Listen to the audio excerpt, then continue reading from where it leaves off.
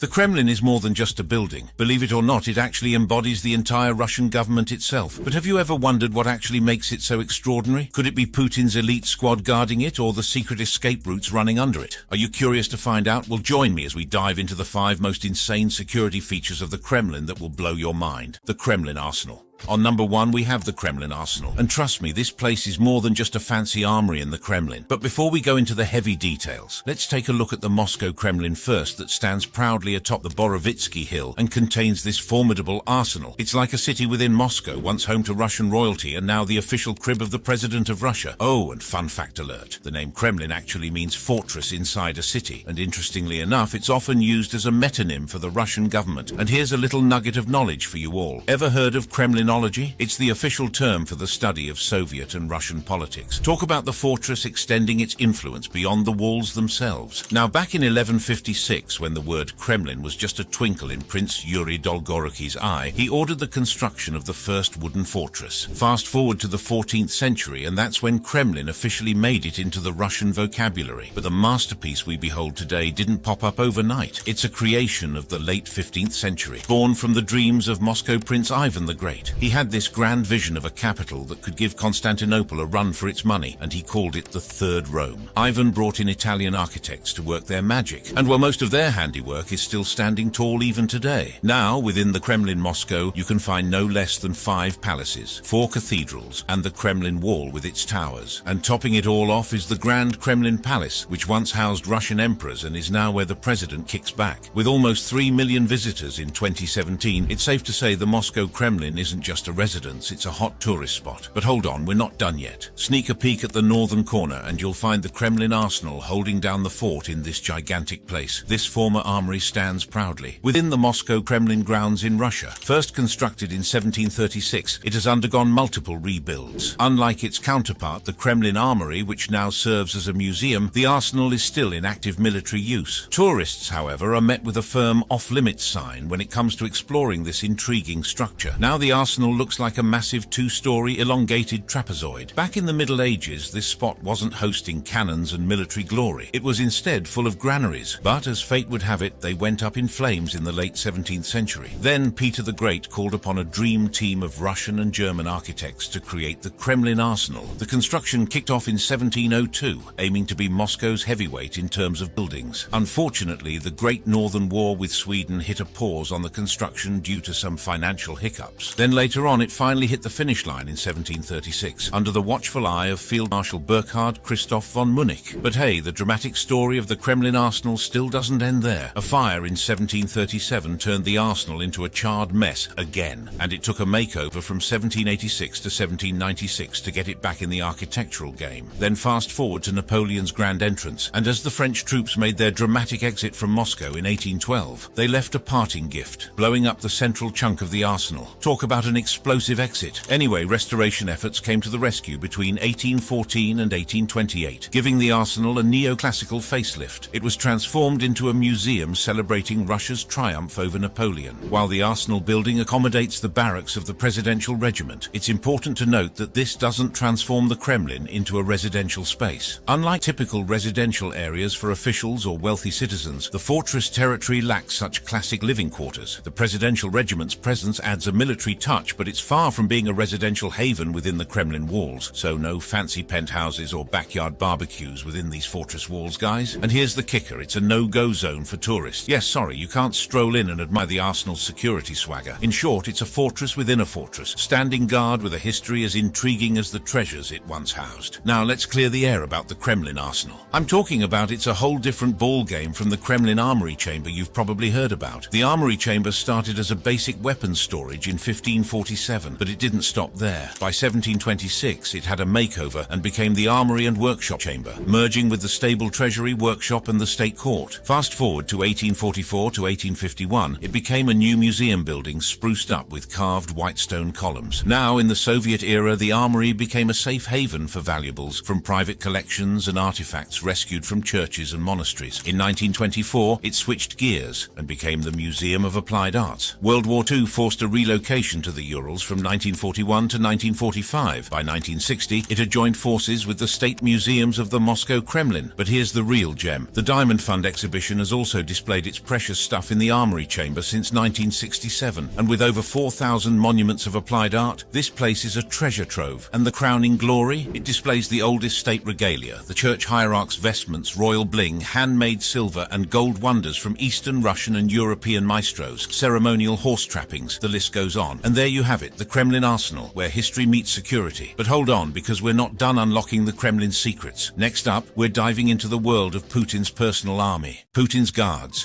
Vladimir Putin, the man himself, takes security to a whole new level. Let's start with the basics. Bulletproof briefcases and high-powered pistols are just the tip of the iceberg. Now the man's been in power since 2000, so he's got this security thing down to an art. Former KGB agent turned president, he's got a knack for avoiding not just political bullets, but literal ones too. There's even talk of him having his own private army, ready to swoop in like the Avengers at the hint of trouble. I guess when you're Vladimir Putin, a regular security detail just won't cut it. As a matter of fact, Putin's security has some serious tasks on their plate. From checking and securing every hotel room to tasting every diplomatic dish, they make sure the man himself stays untouched by harm. Armored cars? Check. Drones? Double check. But wait, there's more. He's even got a psychological security unit that can sniff out ill intentions in a crowd. It's like having mind-reading bodyguards. Moving on, let's dive into these men in black who are tasked with protecting the man who is the Kremlin itself. First up in Putin's collection of guards is the Rosgvardia, or as it's better known, the National Guard of the Russian Federation. And let me get one thing straight. These guys are not your average security detail. It's a powerhouse with a mission as serious as its name suggests. Basically, think of the National Guard as the internal military muscle of Russia, and it reports directly to the big boss himself, President Vladimir Putin. It brings together Interior Ministry troops, SWAT, Riot Police, the Center for Special Rapid Reaction Force, and even the Interior Ministry Aviation. I mean, seriously, forget parades. It's literally the go-to for everything in internal security, from safeguarding borders to handling emergencies. They've got the whole package, and they're really not shy about flexing their muscles. Interestingly, though, the National Guard stands apart from the Russian armed forces. In 2016, a law signed by Putin set up this distinct federal executive body. According to the official document, their main gig is the protection of public order, combating terrorism and extremism, participation in territorial defense, and the protection of important state facilities and special cargo. But here's the thing, it's not just about guarding the home front. The National Guard can also pack its bags and head for international missions to restore and maintain peace. Now let's fast forward to 2022. There have been many distressed rumors of the National Guard making moves toward the Russia-Ukraine border, and Belarus under the guise of a training exercise. And when Russian forces decided to engage in war with Ukraine in February, the National Guard troops were front and center, marching into Ukrainian territory like they owned the place. And yeah, they were supposedly there for a not-so-friendly welcome to any local dissent. But here's where it gets even juicier. Some folks see the National Guard as Putin's strategic move, streamlining the security system to avoid overlapping responsibilities. On the flip side, there are whispers of it being Putin's ace up the sleeve, a private army to handle any civil unrest or, dare I say, a color revolution, both at home and abroad in friendly regimes. It's the kind of intrigue you'd find in a spy novel. The Altai branch head of the National Guard spilled the beans, revealing that this security powerhouse was Putin's solution to deal with those pesky fifth-column agitators and potential revolutionaries brewing trouble from abroad. In short, the National Guard is Putin's consolidative fist, ensuring stability and social order in the Kremlin and all over Russia. Next up, we have the Kremlin Regiment, or as they're casually known, the Presidential Regiment. This is the cream of the crop, entrusted with the sacred duty of safeguarding the Kremlin. As a special unit under the Russian Federal Protective Service, their mission is crystal clear: keep the Kremlin secure, protect its treasures, and ensure state officials get a good night's sleep. Now, let's turn back the pages of history to understand their role in the Kremlin. When Soviet Union big shots moved from Petrograd to the Moscow Kremlin in 1918, they had the Red Latvian Riflemen as their protectors. But times change, and so do bodyguards. In 1936, a special purpose battalion took the stage, stepping into the shoes of the Red Latvian Riflemen. And then World War II came knocking, and the regiment stepped up its game, defending the Kremlin at home and abroad. Snipers from the Kremlin Regiment were sent to the Western and Volkhov fronts, taking down over 1,200 German soldiers and officers. And by doing so, their bravery earned them the prestigious Order of the Red Banner. Then fast forward to the post-war era, and the regiment had its fair share of rebranding. Names changed, duties evolved, but the core mission remained: to be the fortress within the fortress. In 1993, when the Soviet Union took its final bow, the regiment got a breather from certain guard duties. But don't worry, they were soon back in action. protecting the tomb of the unknown soldier and keeping the flame of World War II veterans burning bright. Of course, as they're considered an elite military unit, the Kremlin regiment doesn't just hand out uniforms to anyone. No, sir, only the best of the best get the nod for the national duty of guarding government officials and the VIPs of the Kremlin. Another capable squad protecting the Russian president is the notorious Presidential Security Service, SBP. These guys don't just play security, they're literally the invisible shield around the President of Russia and the Prime Minister, along with their families and residences. So what goes down when President Putin steps out of the Kremlin? Well, there's actually a specialized unit in the SBP that takes charge of securing the perimeter during these movements. They plan routes very meticulously, avoiding any potential trouble spots or civil unrest. And when Putin takes the show on the road internationally, things get even trickier for these guards. This unit becomes a well-oiled machine, collaborating with local law enforcement to tackle threats before they even sprout. Escape plans? You betcha. They've got those locked and loaded. Now, it would be remiss of me not to mention the SBP's Psychological Security Department too. These are the brainiacs analyzing intel about threats to the president's life. Think of it as a panel of experts from GRU, FSB and SVR working together to keep the top dog safe. So it's not just muscles that keep the Kremlin safe, it's brains too. In a nutshell, all these guards are always hard at work shielding their president from any potential threats and keeping the Kremlin's secrets safe where they belong. But hold on, because guards are just the tip of the iceberg when it comes to the Kremlin's security. Now let's take a look at some of the most ingenious escape plans and strategic points that make it a stronghold like no other on this planet. Escape points. Putin's enemies might need a reality check when it comes to his protection. I mean, come on. They're dealing with a man whose personal security is the stuff of legends. Because deep in the Kremlin, Putin has escape routes that make your average hideout look like child's play. We're talking helipads and literal metro systems, the kind of stuff you see in action movies. First up, the helipad. To dodge the chaos caused by those pesky motorcades, Putin decided to green-light the construction of a helipad right in the heart of the Kremlin. Completed in May 2013, this isn't just any helipad, it's the VIP landing spot for Putin's Mi-8 helicopter. Seriously, forget all about any threats in rush hour traffic, because Putin's soaring above it all. And don't think for a second that he chose the helipad location lightly. Of course not. Careful consideration went into making sure it didn't mess with the Kremlin's architectural vibes. Anyway, this isn't even half of it, because the truth is, Putin takes his escape game to a whole new level. You thought the helipad was impressive? Well, buckle up, because he's got a plan B, and it involves the Moscow Metro. Yes, you heard it right. The very same metro system that millions of regular commuters use. Now, the Moscow Metro isn't just your average underground commute. It's a sprawling network serving Moscow and its neighboring cities. It's been chugging along since 1935, making it the Soviet Union's first underground railway system. But here's where it gets even more interesting. There's a second, deeper metro system lurking beneath the surface, codenamed D6. Why? Well, it's not for your everyday rush hour. It's supposedly designed for the emergency evacuation of key personnel in case of a nuclear attack. Picture a secret underground railway connecting the Kremlin, General Staff HQ, FSB headquarters, the Ministry of Defense, and a bunch of other hush-hush installations, and you'll understand what I mean. It's kinda like a James Bond movie unfolding beneath the streets of Moscow, don't you think? And Putin is smack in the middle of it. Now here's the kicker. The alleged entrances to this secret system exist in civilian buildings like the Russian State Library and Moscow State University. Yep, your typical library or university might have a secret entrance to a Cold War-era escape tunnel. But where's the junction between the secret system and the regular metro? Supposedly, it's lurking behind the Sportivnaya station on the Sokolnicheskaya line. It's like a secret escape hatch reserved for the elite military personnel, and rumor has it, a select few civilians chosen randomly for evacuation. So you better believe it when Putin talks about being prepared for anything. He's not just talking about a well-stocked pantry. He's got a whole underground city waiting to whisk him away if disaster strikes. So now that we've checked off a literal helipad and a metro network, it's time to talk about Putin's notorious armored train that quickly and covertly takes him all over Russia. According to many reports, Putin owns a luxurious 22-car ghost train that's the epitome of opulence and secrecy. But first things first, let's talk about the perks. And let me get one thing straight. This train isn't just for getting from point A to point B. It's a full-on mobile fortress of comfort and safety. We're talking a fully equipped gym, a skincare and massage parlor decked out with anti-aging machines, and a Turkish bath steam room that's probably fancier than most spa resorts. And of course, there are lush bedrooms and ornate dining cars for those gourmet meals that Putin probably loves on the move. And of course, dozens of crew members are on call 24/7, waiting in quarantine to ensure Putin's safety from illness while on board. But that's not all. This train is a whole entertainment hub on wheels, including a movie theater where Putin can catch up on the latest blockbusters while traversing the vast Russian landscapes. Interestingly, this armored train isn't a recent acquisition. It was actually commissioned in 2014, but but its usage saw a spike during the Russian invasion of Ukraine in 2022. Now, I must say that this train is practically a moving fortress. Bulletproof doors and windows, heavy armor. Putin travels in style, and safety is the name of the game. Life-saving medical equipment is on standby, just in case. And here's a fun fact. It's not just about avoiding traffic. The train is heavily armored to avoid radar detection. But why the train over a presidential plane, you must be wondering? Well, it's simple. A plane is too exposed. It's on the radar, literally. The train, on the other hand, can move discreetly on the ground. Amateur train spotters in Russia have long suspected its existence, documenting sightings of a train not listed on any timetables or official railway databases. And as we know by now, this particular train is always hauling a car with a distinctive white dome that contains antennas and satellite nodes that are responsible for keeping Putin in the loop about the outside world at all times. In fact, an entire rail line was reportedly built throughout Russia, connecting Putin's private residences to main rail arteries, with secret stations only accessible to his ghost train to keep the president on the move without a trace. So yeah, when you're Vladimir Putin and you've got the weight of a nation on your shoulders, you build helipads and underground escape routes in the Kremlin, because in the game of power, you don't leave anything to chance. The Grand Kremlin Palace. Of course, when exploring the remarkable security features of the Kremlin, the Grand Kremlin Palace demands attention as one of the most fortified places in the country. This huge complex extends beyond the palace itself, featuring significant churches, reception halls, governmental buildings, and more. Now let me just rewind the clock and explore how it really fits into Russia's security and strength. The Grand Kremlin Palace is a significant piece of Russian history. It all began in the 12th century with a wooden fortress constructed by Grand Prince Yuri Dolgoruki in 1147. Over the centuries, the fortress evolved, and in the 16th century, Ivan the Terrible and Boris Godunov added a grand palace. The huge complex was the former royal residence that housed Russian Tsars from the 15th to the 19th century. Fast forward to 1838, during Tsar Nikolai II's reign, when architects Konstantin Ton and Ivan Morozov crafted the neoclassical masterpiece you see today. The Grand Kremlin Palace boasts over 1,000 rooms, including the famous Andrei. The inside is like a mashup of different styles. Think Renaissance meets Byzantine Russian, creating a vibe that's all about elegance, class, and mad craftsmanship skills. Lavish interior decorations, paintings from European royalty, and intricate enamel patterns on walls and windows contribute to its grandeur. And let's not forget the exterior, which is a masterpiece, decorated with ornate stonework, murals, sculptures, and other embellishments that breathe life into its walls. The palace is also a stage for state ceremonies in Alexander Hall, a VIP reception zone for foreign heads of state in the St. George Hall, and the Tsar's chambers where the guests are hosted guests, because of course. Now, history has been both kind and unkind to the palace. In the 1930s, the palace had a glow-down moment when the Alexandrovsky and Andreevsky halls became the assembly hall of the USSR Supreme Soviet, losing their fancy interiors. Sad, right? However, a decision by the president of the Russian Federation in the 1990s saw the restoration of these halls, reclaiming their former glory. So, as of 2023, the Grand Kremlin Palace is where the Russian president apparently lives and hosts official events. The president's inauguration, for instance, happens in the Hall of the Order of St. Andrew. Excursions are possible during breaks from official events, but organizations need to request them from the head of the commandant's office of the Moscow Kremlin. Now, while we're on the topic of the Grand Kremlin Palace, let me remind you guys again of a very important fact. Contrary to popular belief, the Grand Kremlin Palace isn't just a building. It's actually where all the power in the country resides, where all the decisions are made. From president to prime minister, Putin's fingerprints are all over the country's policies, both within the palace borders and on the global stage. He has been the chief architect of Russia's policies, pulling the strings both on the home front and the global stage from the Grand Kremlin Palace. His influence is so immense that when folks casually toss around the term Kremlin, they're not merely talking about some architectural marvel like the one we're talking about. No, in everyday banter, it's a kind of secret code for the Russian government under his watch. Back in the Cold War days, the phrase covered the whole Soviet Union. Fast forward to now, and it's like a spotlight on the executive branch, the domain of President Vladimir Putin. And power in Russia? Well, it all converges in this branch, and spoiler alert, Putin's got the reins. To put it very simply, the Kremlin represents a form of governance that's centralized and has left an indelible mark on Russia's political landscape. So wipe away the notion of the Kremlin Palace being just a physical space. In our modern language, it's a symbol of complete control. But let's dig a little deeper here, literally. Back in 2016, whispers started circulating about Russia giving a modern facelift and adding extra layers to dozens of covert sites in and around the palace in Kremlin. In fact, Moscow also has its own network of deep underground sites, and the Kremlin isn't just above ground. Reports from 2016 hinted at the modernization and expansion of these underground facilities. And what we're talking about here is a gigantic leadership bunker beneath Moscow State University, known as the Ramenki Underground Facility. And trust me, it's not just any bunker. It's intended for the National Command Authority in times of war. And get this, it's reportedly connected to the Kremlin by a VIP subway, the elusive Metro 2. Anyway, we'll get to that later. But the story doesn't end there. This underground subway supposedly extends to at least 2 more bunkers outside Moscow, one near Voronovo and another near Sharapovo. And for those thinking even further afield, there's a pretty enormous underground command center near Kozvinsky as well. In other words, the Grand Kremlin Palace not only stands as the main residence of the President of the Russian Federation, it is also the main hub where many of Putin's secret underground facilities and tunnels converge. Putin's other Kremlins. Both the United States and Russia have invested a pretty penny in creating underground bunkers, a kind of just-in-case insurance policy against the unthinkable, a nuclear war, an apocalypse, and so on. In the US, they've got the Cheyenne Mountain Complex standing tall in Colorado, and let's not forget the Raven Rock Mountain Complex doing its underground thing in Pennsylvania. And Putin is no different in this regard. Now, over in Russia, rumors are always going around about Vladimir Putin having his very own Batcave underneath the Ural mountain range, particularly beneath Mount Yamantau. So what's this mysterious bunker like? Well, let me explain. Mount Yamantau is a mysterious fortress that's heavily buried beneath 3,000 feet of rock, mainly composed of quartz. And it's not your typical mountain. It's a colossal complex, reportedly sprawling across an area as vast as the Washington area inside the Beltway. That's about 400 square miles of hidden intrigue. Now here's where it gets even more interesting. This massive structure is snugly nestled within Mezhgoria, a closed town in Russia, and closed means exclusive, and only the chosen few are allowed to live and work in this secretive haven. So if you want to drop by for a visit, well, good luck, because Russian aircraft have declared a no-fly zone over the mountain, and reaching it on foot is no walk in the park.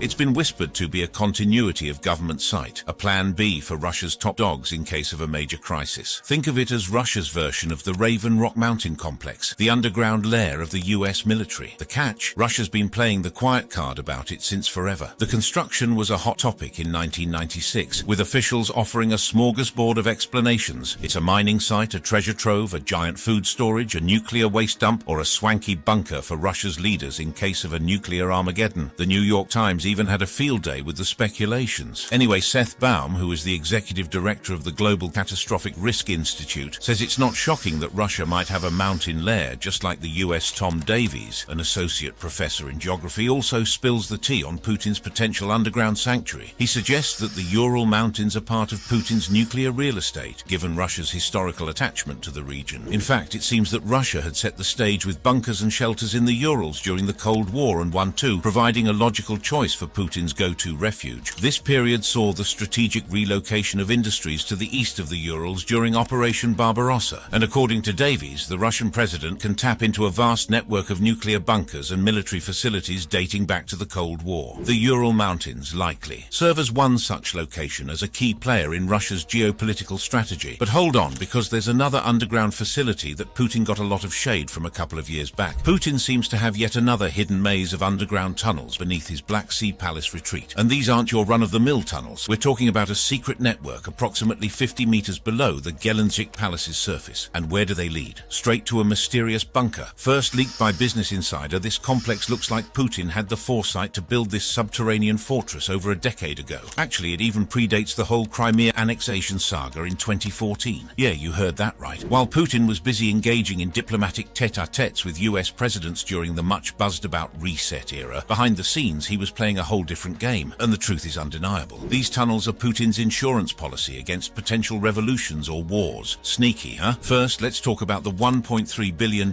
palace, which is a sprawling 190,000 square feet complex perched on a rugged cliff overlooking the Black Sea. To absolutely no one's surprise, the lavish palace boasts all the awesome amenities you can think of, including but not limited to a church, a wine cellar, a casino, and even an ice rink. Talk about living the high life, right? The palace is cocooned from the rest of Russia by 17,000 acres of forest, creating a fortress vibe. Add a special no-fly zone into the mix, and you've got a place that's practically off the grid. Now let's dig into the blueprints of the palace to get a clear picture of Putin's so-called escape point. Back in 2010, Metro Style, a now defunct Russian contractor, dropped detailed maps of the place, laying bare the intricate network of tunnels on their website. These maps, revealing the underground maze, were open for public scrutiny until the curtains closed in 2016. By Putin's orders, of course. According to them, the tunnels are no joke. Two of them, approximately 40 and 60 meters long, create about 6,500 square feet of potential living space. Blast-proof? You betcha. temperature. Encased in thick concrete, these tunnels are ready for whatever may come. Fresh water? Check. Ventilation? Absolutely. Extensive cables to support VIP occupants for days or weeks? Of course. In the intricate design of this bunker, an elevator shaft links the complex to two tunnels. The lower tunnel even features a walkway to the beach along with cable racks, suggesting a setup for bringing electricity, lighting and fiber optic cables to a command post. But what makes this setup even more intriguing is that it's not your typical government-funded bunker. Nope, it's Putin's private investment. It's like he's been playing the long game, preparing for threats and building trapdoors for his shelter or escape. Now let's talk about the last Kremlin beneath Moscow's surface. The Ramenki, also known as Ramenki 43. In the mid-1970s, the Russians discreetly constructed deep underground bunkers in this hidden district. These bunkers, shrouded in layers of secrecy, hidden entrances, and even an abandoned concrete plant, became the stuff of legends. Now let me just rewind to the 1950s, when Soviet dreams floated the idea of relocating top government and military figures to Ramenki. While that grand plan didn't quite unfold, the Soviets pivoted to Plan B, creating a complex network of bunkers, all interconnected and cleverly hidden under the guise of a concrete plant. Fast forward to the mid-1970s, and there you have it. The underground bunkers were born, posing as innocent garages. Declassified documents spill the secrets, revealing bunkers that plunge a staggering 189 meters into the earth. Now, back in 1992, Time magazine spilled some details about these bunkers, citing an unnamed KGB agent involved in their construction. Allegedly, these bunkers can house a population of 15,000 to 17,000 people. Equipped with an autonomous power plant, the bunkers boast a massive stockpile of food, water, fuel, and various supplies. They even had a bakery and a car workshop. Advanced air filtering and air conditioning systems were installed, along with a waste recycling setup. The bunkers also feature a communication post, a gym, and a small pool. According to the KGB agent's interview with Time, residents could potentially live in these bunkers for up to 30 years. Now, this is where it gets really fascinating. The bunker network in the Ramenki area extends to a deep underground command post that the world has never seen before. This post is linked to several others located in Moscow and its outskirts, including under the Kremlin, the Russian Armed Forces headquarters, and the Ministry of Defense. The connections are made through a secret metro line and a network of covert tunnels famously known as Metro 2. Anyway, as the Soviet Union crumbled, so did the upkeep of these bunkers. And that's all for today's video. But if you want to see more amazing content like this, click on one of the videos on your screen and I'll catch you there.